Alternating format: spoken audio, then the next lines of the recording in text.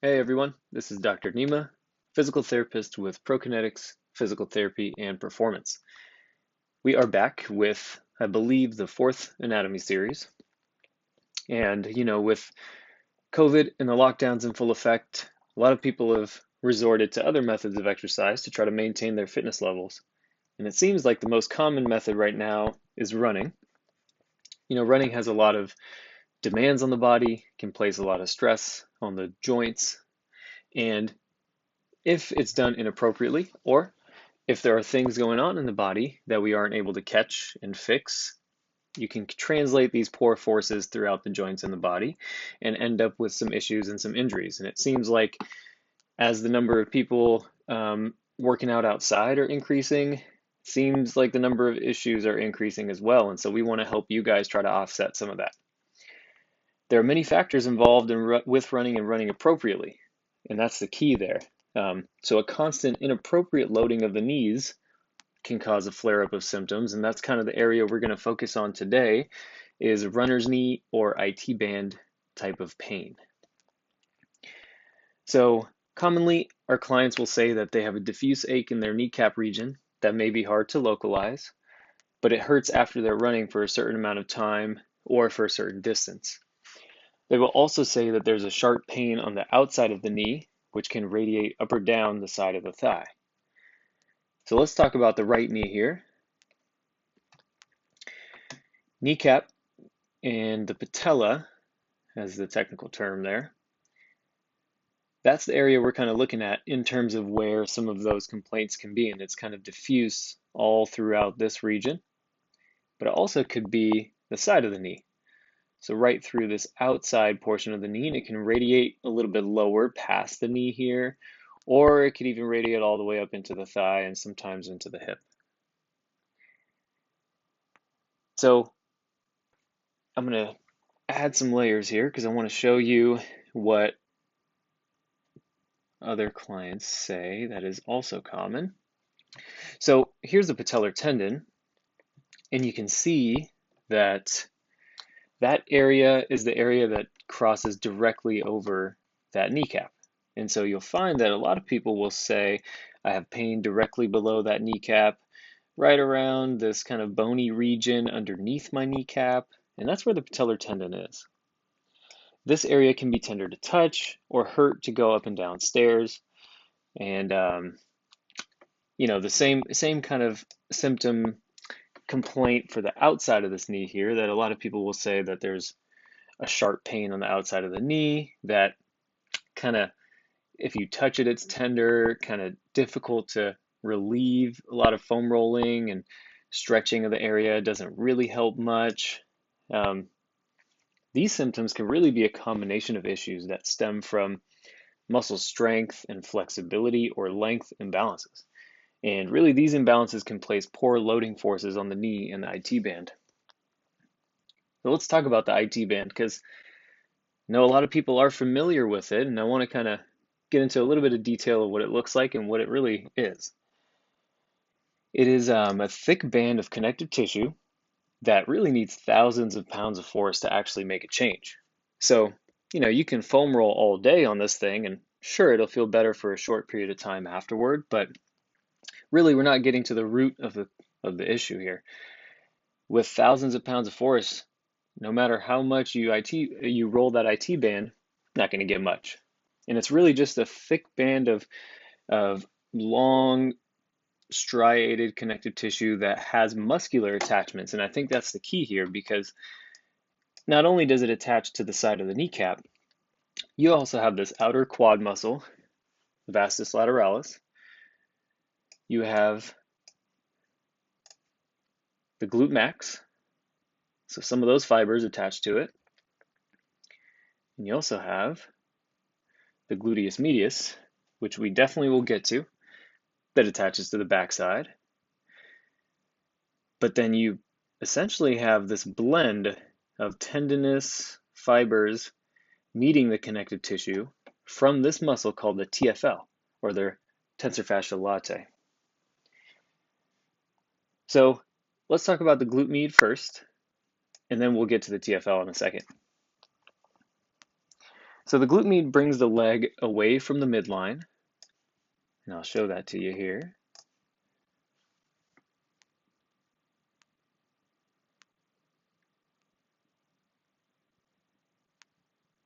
And what it also does is it will also turn the leg outward. So it's going to cause external rotation of that hip.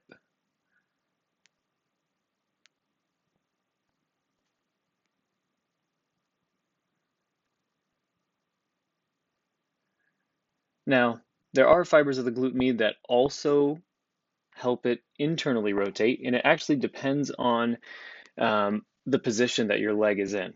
But the main thing that it does is it actually is a pelvic stabilizer.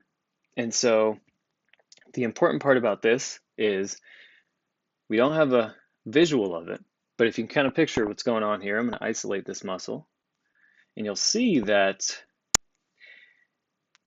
this glute-med, what it's going to do is as your opposite leg, so it's not showing the left side here, but if your left leg is actually in the air, this right glute-med is working to stabilize the pelvis and create basically a straight line going through the pelvis so that this side doesn't dip when the leg is in the air.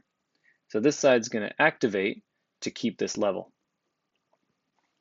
And that's super important because think about your motions throughout the day. If you're walking, of course running, climbing stairs, you're going to find that the opposite leg is constantly in the air. And you're going to need that pelvic stability to prevent that pelvic drop or eventually prevent those abnormal forces putting stress on the knee joint itself.